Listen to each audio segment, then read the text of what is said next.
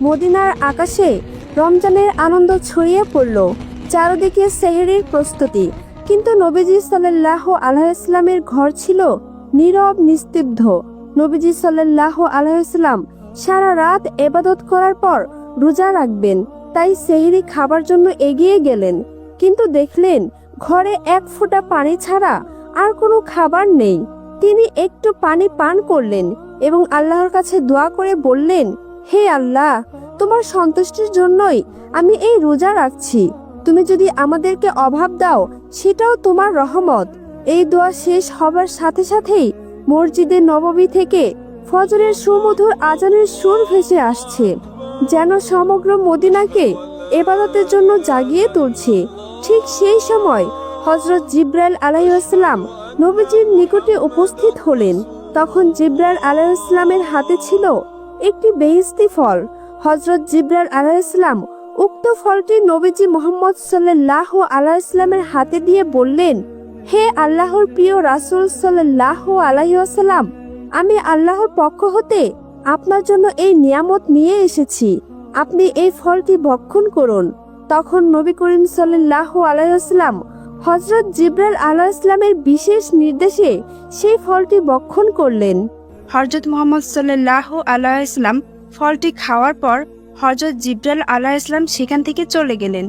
এই ঘটনার কিছুদিনের মধ্যেই বিশ্বনবী হযরত মুহাম্মদ সাল্লাল্লাহু আলাইহি ওয়াসাল্লাম এর প্রিয়তমা স্ত্রী হযরত খাদিজা রাদিয়াল্লাহু তাআলা আনহু গর্ভবতী হলেন। কিছুদিন পর আবারও হযরত জিবরাইল আলাইহিস সালাম হযরত মুহাম্মদ সাল্লাল্লাহু আলাইহি ওয়াসাল্লামের কাছে আগমন করলেন এবং সুসংবাদ দিলেন, হে আল্লাহর রাসূল, এবারও আপনার একটি কন্যা সন্তান জন্মগ্রহণ করবে, যে কন্যা হবে জগতের শ্রেষ্ঠ নারী এবং সকল নারীদের শ্রেষ্ঠ রমণী। সুসংবাদ পেয়ে নবী করিম সাল্লাল্লাহু আলাইহি ওয়াসাল্লাম হযরত খাদিজা রাদিয়াল্লাহু তাআলা আনহার কাছে গেলেন এবং বললেন, হে ভাগ্যবতী খাদিজা, হযরত জিবরাইল আলাইহিস সালামের মাধ্যমে আমি জানতে পেরেছি যে এবারও তোমার গর্ভে একটি কন্যা সন্তান অবস্থান করছেন, যে কন্যা হবে আবেদা উত্তম চরিত্রের অধিকারী ন্যায় এবং মুসলিম জাহানের শ্রেষ্ঠ আদর্শ নারী। হযরত ফাতেমা রাদিয়াল্লাহু তাআলা আনহা মায়ের পেটে থাকা অবস্থায় আম্মাজান খাদিজা রাদিয়াল্লাহু তাআলা আনহা কখনো কোনো দিনও কষ্ট অনুভব করেননি। এমনকি যেদিন ফাতেমা রাদিয়াল্লাহু তাআলা আনহা দুনিয়ার বুকে পদার্পণ করবেন, সেদিন হঠাৎ করে প্রসব বেদনা শুরু হলো। এই সময় হযরত খাদিজা রাদিয়াল্লাহু তাআলা আনহা ঘরে সাহায্য করার মতো কোনো স্ত্রীলোক ছিল না। হযরত খাদিজা রাদিয়াল্লাহু তাআলা আনহা সম্পূর্ণ একাকী ছিলেন। অতঃপর হযরত খাদিজা রাদিয়াল্লাহু তাআলা আনহা একজন দাসীকে তার আত্মীয় স্বজনদের নিকট পাঠালেন, যাতে তারা উপস্থিত হয়ে তাকে সাহায্য করতে পারেন।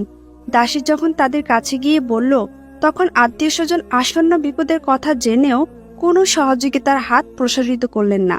এর একমাত্র কারণ ছিল আম্মাজান খাদিজা রাদিয়াল্লাহু তাআলা আনহা ইসলাম ধর্ম গ্রহণ করেছিলেন, যার কারণে প্রসব বেদনার বিপদের সময়ও তাকে সাহায্য করার জন্য কেউ এগিয়ে আসেননি। তারা খাদিজা রাদিয়াল্লাহু তাআলা আনহা পীড়িত বাদীকে বলে দিল, আরব জাহানের অনেক ধনাঢ্যবান এবং শিক্ষিত যুবক খাদিজাকে বিবাহের জন্য আশাবাদী ছিল, কিন্তু খাদিজার সকল যুবকদের প্রস্তাব প্রত্যাখ্যান করে শেষ পর্যন্ত একজন অশিক্ষিত নিঃস্ব দরিদ্র যুবক মুহাম্মদকে স্বামী হিসেবে গ্রহণ করেছে। সে এই কাজের মাধ্যমে আমাদের বংশের মুখে চুলকানি মেখে দিয়েছে। এছাড়াও অশিক্ষিত যুবক মুহাম্মদের নতুন ধর্ম গ্রহণ করে পুনরায় আমাদেরকে অপমানিত করেছেন। এমত অবস্থায় তার সঙ্গে আমাদের কোনো সম্পর্ক রাখতে আমরা পারি না। অতঃপর দাসী হযরত খাদিজা রাদিয়াল্লাহু তাআলা আনহার কাছে ফিরে এসে সব কিছু খুলে বললেন। তখন হযরত খাদিজা রাদিয়াল্লাহু তাআলা আনহা মনে মনে ভাবলেন যে এই বিপদের সময় একমাত্র আল্লাহ তাআলাই সাহায্য করতে পারেন, এছাড়া আর কোনো সাহায্যকারী নেই। তিনি ইচ্ছে করলে মুহূর্তের মধ্যে বিপদ হতে রক্ষা করতে পারেন, আবার ইচ্ছা করলে বিপদের অসীম গহ্বরেও ফেলে দিতে পারেন। হযরত খাদিজা রাদিয়াল্লাহু তাআলা আনহা এসব চিন্তা করছিলেন। এমন সময় তিনি দেখতে পেলেন তার ঘরখানা অপূর্ব আলোকে আলোকিত হয়ে গিয়েছে। ভালো করে তাকাতে তিনি দেখতে পেলেন 4 জন জ্যোতি ন্যায় রমণী দাঁড়িয়ে আছেন। তিনি তাদেরকে দেখে অবাক হয়ে গেলেন। কিছুক্ষণ পরে তিনি তাদের দিকে তাকিয়ে আতঙ্কিত অবস্থায় জিজ্ঞেস করলেন, আপনারা কারা? কিসের জন্য এখানে এসেছেন? তখন তাদের মধ্যে একজন অভয় দিয়ে বললেন, মা, আপনার কোনো ভয় নেই। আপনি যে আল্লাহ তাআলাকে স্মরণ করেছিলেন, আমরা তারই নিকটে আপনাকে সাহায্য করতে এসেছি। আমার নাম হলো হাওয়া। এরপর দ্বিতীয় রমণী পরিচয় দিয়ে বললেন, আমিও আপনার খেদমতের জন্যই এসেছি। আমি মিশরের বাদশাহ ফিরআউনের স্ত্রী আছিয়া। আর একজন বললেন, আমি হলাম হযরত ঈসা আলাইহিসসালামের আম্মাজান মারিয়া বিনতে ইমরান। সবার শেষে চতুর্থ রমণী বললেন, আমি হলাম হযরত মুসা আলাইহিসসালাম এর ভগ্নী কুলসুম। আমরা সবাই আল্লাহ তাআলার নির্দেশে আপনার সাহায্য করতে এসেছি। হযরত খাদিজা রাদিয়াল্লাহু তাআলা আনহা প্রসব বেদনার কঠিন বিপদের সময় তাদের কাছে পেয়ে অত্যাধিক খুশি হলেন। অতঃপর নবুয়তের ৫ম বছর বিশ্বের জমাদিউল উখরা শুক্রবার ভোরে আরব ভূখণ্ড আলোকিত করে হযরত মুহাম্মদ সাল্লাল্লাহু আলাইহি ওয়াসাল্লামের পবিত্র ঘরে হযরত ফাতেমা রাদিয়াল্লাহু তাআলা আনহা ভূমিষ্ঠ হলেন। তার মন ফুলানো একটি সুন্দর ফুটফুটে পবিত্র চেহারার বাচ্চা দেখে মনে হয়েছিল চির শান্তি নয়, বেহেশতের এক অপূর্ব জ্যোতি নিয়ে। সকলকে খুশি করতে যেন তিনি এই ধরাতে নেমে এসেছেন। শিশুকন্যার আগমনে খাদিজা রাদিয়াল্লাহু তাআলা আনহা ঘরটি আরও উজ্জ্বল হয়ে উঠল। আল্লাহর প্রেরিত স্বর্গীয় রমণীদের পরিচর্যায় এবং তাদের হাতের উপরে যে পণ্যগতি শিশু পৃথিবীতে আগমন করেছেন, তার তুলনা দুনিয়ার আর কি হতে পারে। কন্যা জন্মের সংবাদ পেয়ে হুজুর সাল্লাল্লাহু আলাইহি ওয়াসাল্লাম খুশি হলেন। পরম সুন্দরী কন্যার নাম রাখলেন ফাতেমা। ফাতেমা রাদিয়াল্লাহু তাআলা আনহা। আরও কয়েকটি গুণবাচক নাম ছিল, যার মধ্যে একটি ছিলেন জোহরা। জোহরা অর্থ ফুলের কলি। বাস্তবিকভাবে তিনি একটি সুন্দর ফুলের কলির মতো রূপবতী ছিলেন। হুজুর মুহাম্মদ সাল্লাল্লাহু আলাইহি ওয়াসাল্লামের পূর্বে কন্যার গুণাবলী সম্বন্ধে জিবরাইল আলাইহিস সালামের নিকট সবকিছু অবগত হয়েছিল, তাই তিনি কন্যাকে পেয়ে খুব খুশি হয়েছিলেন। নবীর কন্যা হযরত ফাতেমা রাদিয়াল্লাহু তাআলা আনহা ছিলেন ছোটবেলা থেকে অত্যন্ত ধীরস্থির ও গম্ভীর প্রকৃতির।